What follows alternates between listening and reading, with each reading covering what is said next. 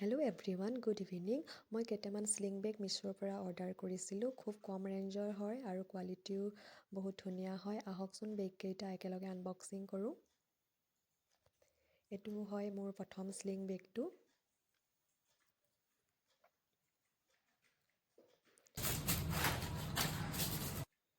দুটা কালাৰ ব্লেণ্ডিঙত থকা এটা খুব ধুনীয়া স্লিং বেগ হয়। স্লিংডাল এডজাষ্ট কৰি ল'লেই হ'ল নিজৰ মতে। আৰু ভিতৰত এটা ডাঙৰ কম্পাৰ্টমেণ্ট আছে, ধুনীয়াকৈ ফোনটো আহি যায়। আৰু বেক চাইডে এটা পকেট আছে, মানে দামটো চাই বৰ ধুনীয়া বেগটো। আৰু এইটো হৈছে মোৰ ছেকেণ্ডটো স্লিং বেগ। এইটো এটা খুব মৰম লগা ষ্টাইলিছ হোৱাইট কালাৰৰ স্লিং বেগ হয়। ভিতৰত এটা ডাঙৰ কম্পাৰ্টমেণ্ট আছে আৰু এটা সৰু পকেট আছে।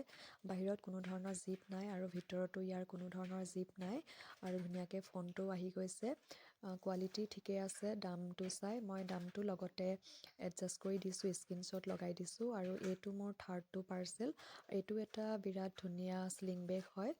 স্লিংডাল নিজৰ মতে এডজাষ্ট কৰি ল'লেই হ'ল। আৰু জিপকেইডালো ষ্ট্ৰং হয়। ডাঙৰ এটা কম্পাৰ্টমেণ্ট আছে, সৰু এটা পকেট আছে, বেক চাইডে কোনো ধৰণৰ জিপ নাই। মই এই স্লিং বেগৰ কালেকশ্যনত 4টা বেগ অৰ্ডাৰ কৰিছিলোঁ। আৰু গোটেইকেইটা বেগেই প্ৰাইচটো চাই কোৱালিটিটো ঠিকে আছে। আৰু ইয়াৰে এটা বেগ অলৰেডি মই ইউজ কৰিলোঁ আৰু সেই বেগটো হৈছে এইটো।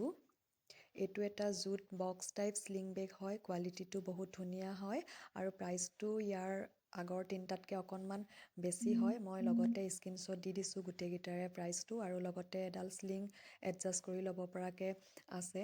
আৰু ধুনীয়াকৈ ফোনটো আহি গৈছে বেগটোত। আৰু ফোনটো আহি গ'লেই চিন্তা নাথাকে আৰু হাতত এক্সট্ৰাকৈ লৈ নাথাকিলেও হ'ল। সেইকাৰণে বিৰাট ভাল লাগিছে মোৰ গোটেইকেইটাই। আৰু ভিডিঅ'টো শেষলৈকে চাই থকাৰ বাবে বহুত বহুত ধন্যবাদ।